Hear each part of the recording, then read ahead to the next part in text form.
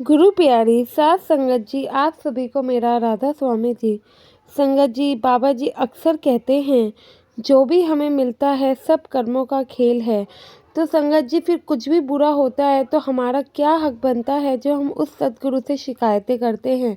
अगर आप सच में सत्संगी हैं, बाबा जी के इतने सत्संग सुन चुके हैं, नामदान ले चुके हैं, विनती है कुछ भी बुरा होता है, बुरा तो ज़रूर लगता है, बस हमेशा ही दिल थाम के रखिए, ये सोचिए मालिक ने जो किया है हमारे लिए कुछ सोच समझ कर ही किया होगा। संगत जी, ये घटना भी कुछ इसी प्रकार है।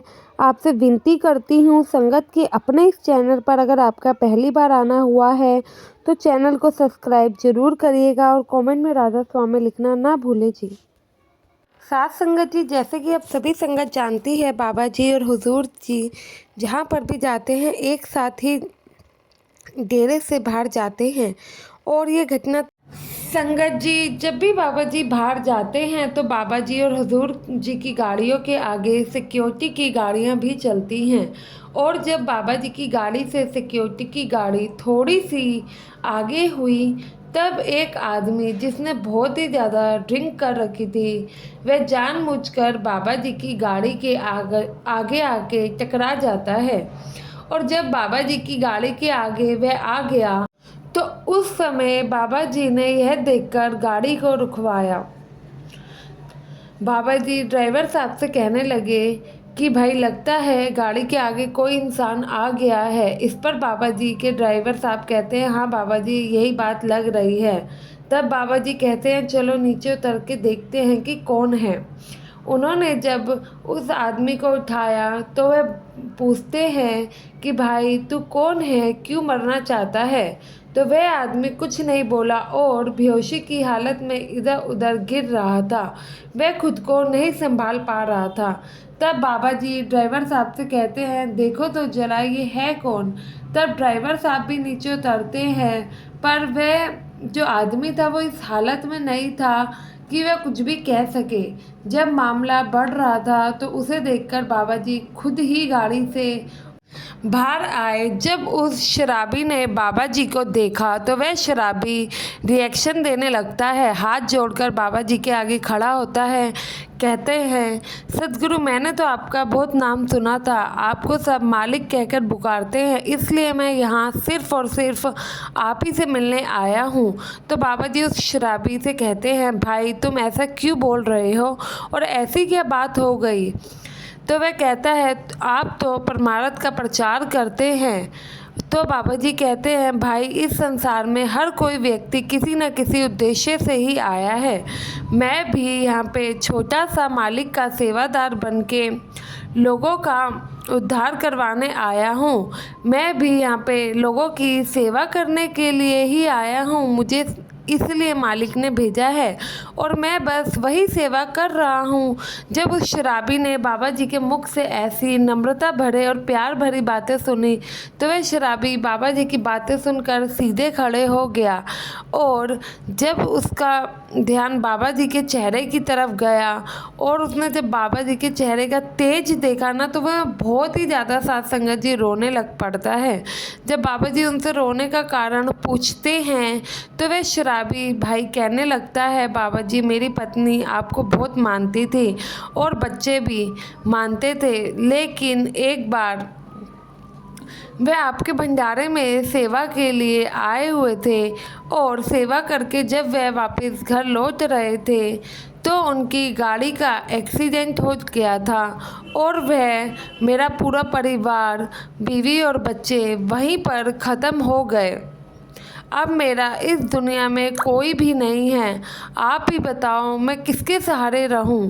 तो बाबा जी कहते हैं कि इसी कारण तूने अपनी ज़िंदगी शराब पी के आगे गुजारने के लिए सोचा है।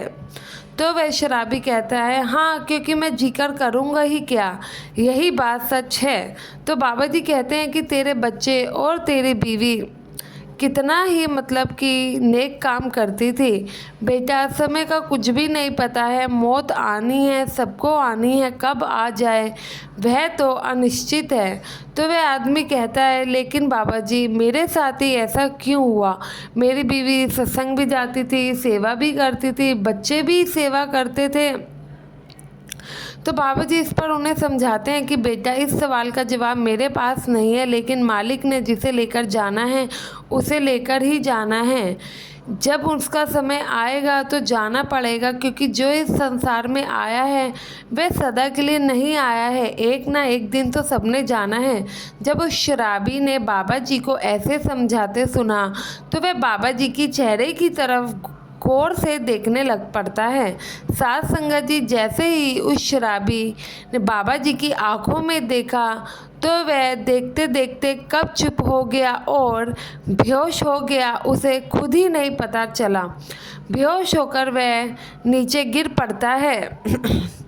जब नीचे गिर पड़ता है तो बाबा जी अपने सेवादारों को हुक्म देते हैं, कहते हैं कि इसे लेकर जाओ डेरे में और वहाँ पर अंदर ले जाकर इसे सुला देना, ये ठीक ठाक है, इसे होश आ जाएगा। तभी एक सेवादार बाबा जी से पूछने लगता है कि बाबा जी, इसकी हालत कैसे हुई? तो बाबा जी उसको बताते हैं कि ये अपना ही सेवादार है, परमार्थ के रास्ते से बस भटक गया है। तब पास में खड़े सेवादार बाबा जी से फिर पूछते, बाबा जी लेकिन ऐसे कैसे हो सकता है कि ये रास्ता भटक गया हो? तो बाबा जी ने कहा कि जब कोई अपना प्यारा इस दुनिया को छोड़कर जाता है तो मन इतनी जल्दी नहीं संभल पाता है, और इनकी पत्नी और बच्चे इस संसार को छोड़कर चले गए तो ये तो बिल्कुल ही अकेला हो गया। इसलिए वह अपनी पत्नी और बच्चे की मौत को नहीं भूल पा रहा है। उन दोनों के बिछोड़े का बहुत ज़्यादा ही दुख लगा है। संभलने की कोशिश तो करता है लेकिन संभल ही नहीं पाता है, जिसके कारण ये ऐसा हो गया है, शराब पीने लगा है, नशे में रह सके, सब कुछ भुला सके, क्योंकि होश में रहता है तो वही बातें अब इसे याद आती है। लेकिन चिंता की कोई बात नहीं है, मालिक जानी जान है, वह सब कुछ खुद ही ठीक करेगा। तो वह सेवादारों को बाबा जी कहते हैं कि जाओ, अब इन्हें तुम लेकर जाओ। तब सेवादार उन्हें ठीक ठाक से सुला देते हैं। अगले दिन होश आता है तो वह सेवादार भाइयों को कहता है, मैं कहाँ पर हूँ, तुम मुझे कहाँ लेकर आए हो? तो सेवादार भाई कहते हैं, तुम डेरे के अंदर हो? तो वह कहता है, मुझे तो बाबा जी से मिलना था। तो सेवादार कहते हैं, भाई मिल लेना जब बाबा जी आए। लेकिन तभी वहाँ पर बाबा जी आ जाते हैं और कहते हैं, अब तुम्हारी तबीयत कैसी है? तो वह व्यक्ति कहता है, मैं ठीक हूँ। और इतना कहते कहते वह बाबा जी को फूट फूट कर पूरे अपने दिल का गुमान निकाल लेता है, रोने लग पड़ता है।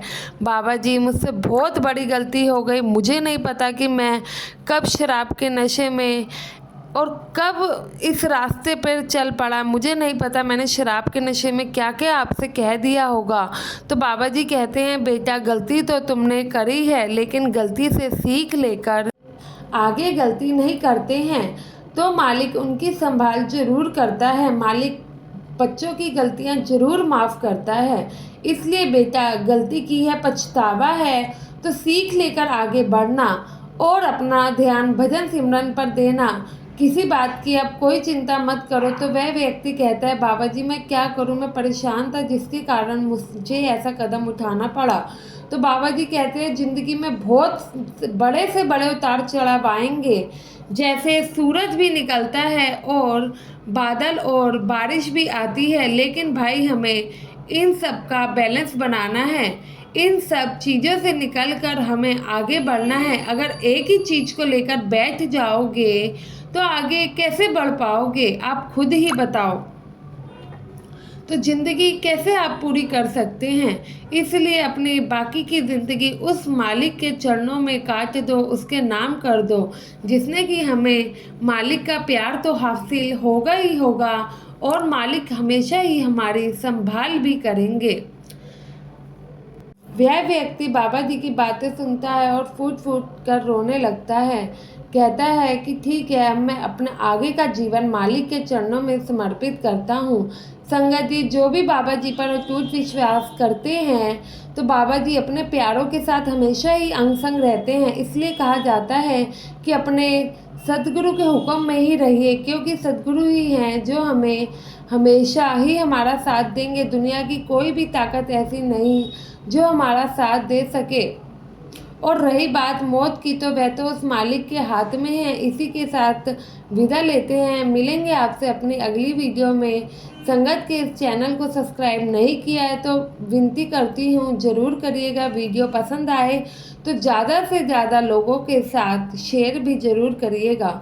गुरु प्यारी साध संगत जी, आप सभी को राधा स्वामी जी।